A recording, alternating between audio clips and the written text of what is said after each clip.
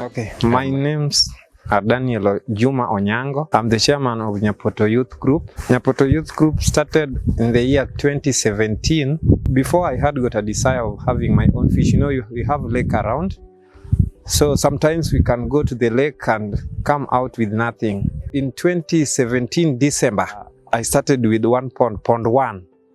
So the pond one, we dug it by only 2 people, me and a brother of mine.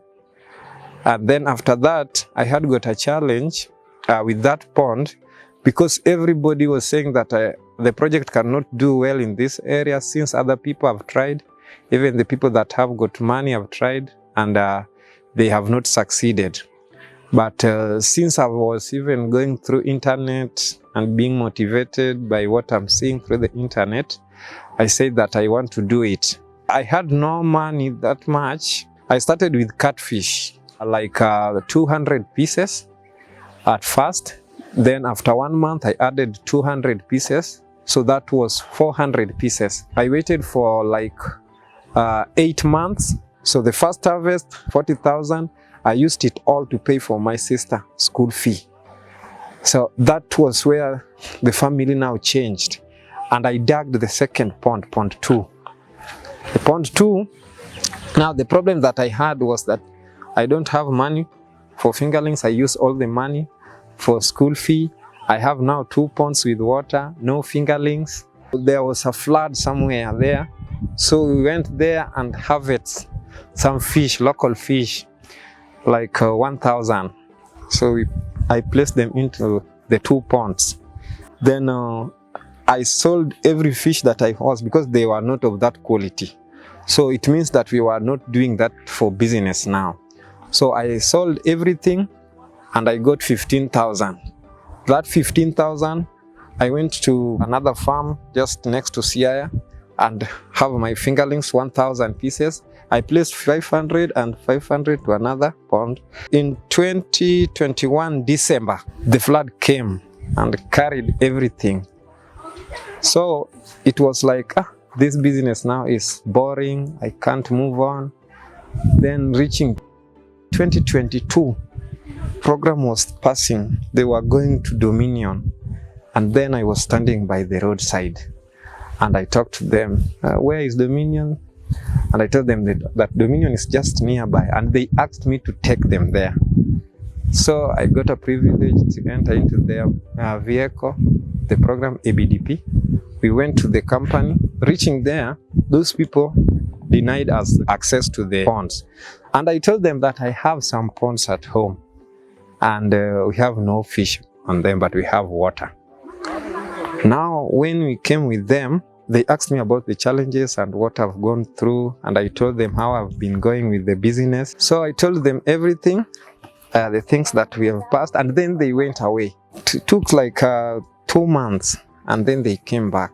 After coming back, there was a lady who was doing the assessment on how the farmers have been going on and maybe to assist.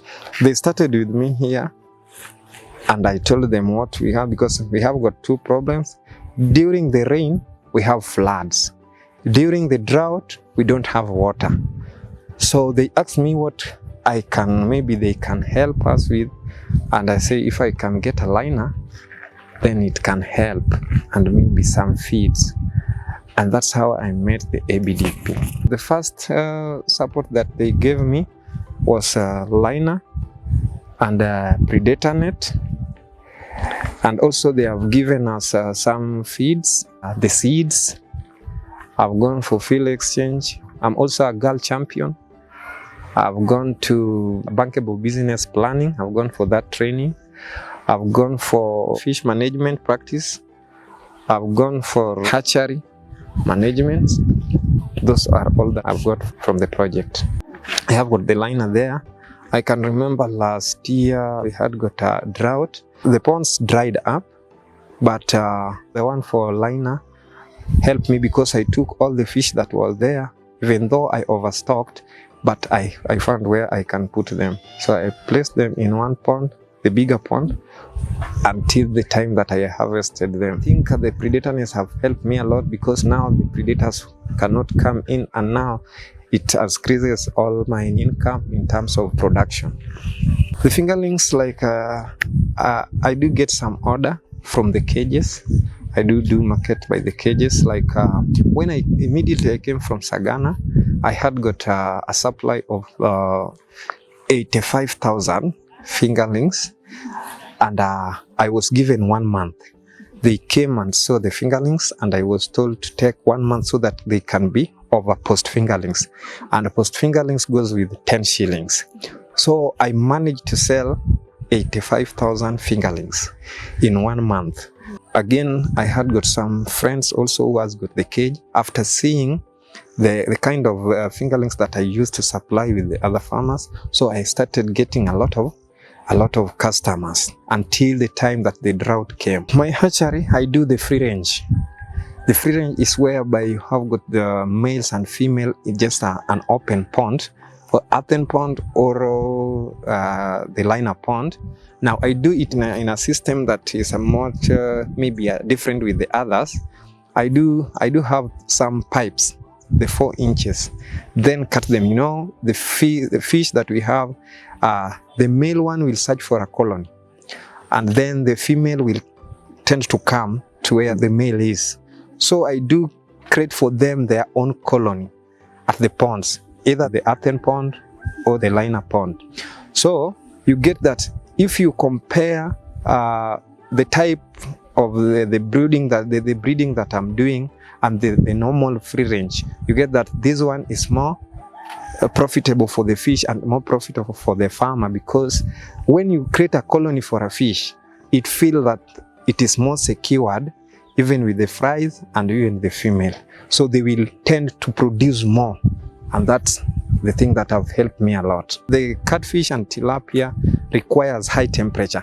So I started to have this small pond so that I can get that temperature that is required. As per now, if I create it in a shallow way, the temperature will be rising by the natural sun.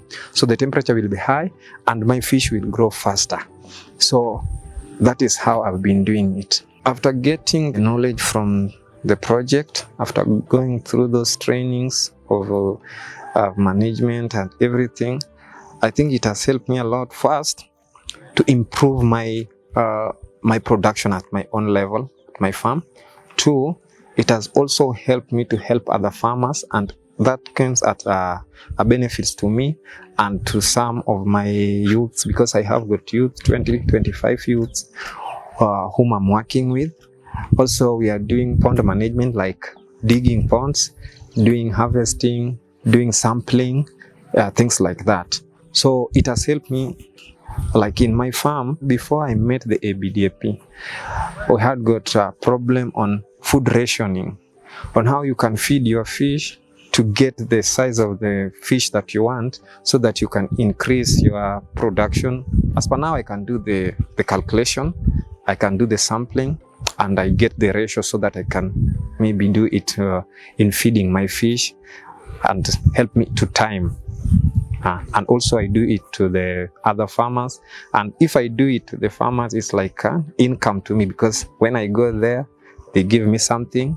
Or if I send the youth, they go there, they do the sampling, they dig, and it helps us as a group. Okay. Here is a nursing pond. Here we have only fries. Immediately after the first pond, where we are doing the sex reversing, we bring them here after 28 days. The other pond is a pond that I'm raising the brood stock. Then the other pond is a nursing pond.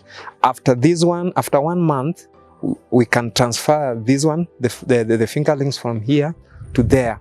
There we will sell them at a post-fingerling stage. Here we can sell them at fingerling stage. Here we do a lot of organic. You can see the spinach. We have got pili hoho. Also at the farm, we have got the farm down there, around 2 acres, but we do the organic farming. So the organic farming, we have also applied it to the fish. So the first pond we have got the duckweed here. The duckweed is a type of feed, natural feed that you can feed to your fish. This one contain like 43 to 45% of protein, and if you feed your fish with it, maybe it can help you in two ways: in growth and the taste for fish. Two, it does not require money. You can just put it there, treat your water, leave it, and you harvest it each and every day. Like this one also, I feed it in 10 ponds, and I harvest it thrice or twice a day. I can feed it to the broodstock and the 8 ponds that are down. Then there we also have the azolla, which is also the kind of natural feed to our fish, both the catfish and tilapia. And also we have got the bigger ponds. Those are for table size. We are putting fish there, and after 8 months we sell them. My vision was to build for my mom, to build my house, to have like more than 10 ponds, and then to have a car in 5 years. I realized that I can even do it in 1 year. At the end of 1 year, I found that I'm already like 70%, because the house is there, not that complete, but around 70% for my mom. My house also is there, around 60%. Ponds also, I said like 10. I have around 8. I said I want to buy a car. Maybe when I get some order for fingerlings, I can have a car and a motor. After going for those training, I came back and trained some youths, and those youths get money from this farm. They can come do some small job. I pay them. I can take them if I have got a client somewhere. We go with them, we dig, we do the sampling, and then they have something in their pocket. So, and also it has been like a field of study, maybe to some schools that are around. We don't charge still. They come, we give them knowledge. I have got a vision that I have to have a modern hatchery. So I'm looking forward for the project. If my proposal will pass, they will assist me to get that money, and I will transfer it to a modern hatchery. If I can get an hatchery, then I know the money that I will use, maybe I will get from selling the fingerlings, I'll take some and add some ponds, and maybe like so that I can be the greatest farmer of fish farmer in the whole country. The business of fish earns a lot and can change your life, but also you have to work smart and to work hard, because fish farming needs time.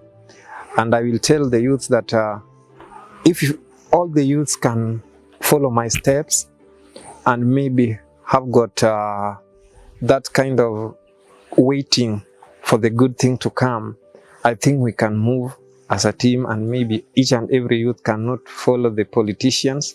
You will be busy working in your farm, and I will urge them that since we are here, we are ready to help on the capacity where we can, and maybe teach them on how they can have their own farms and be like us.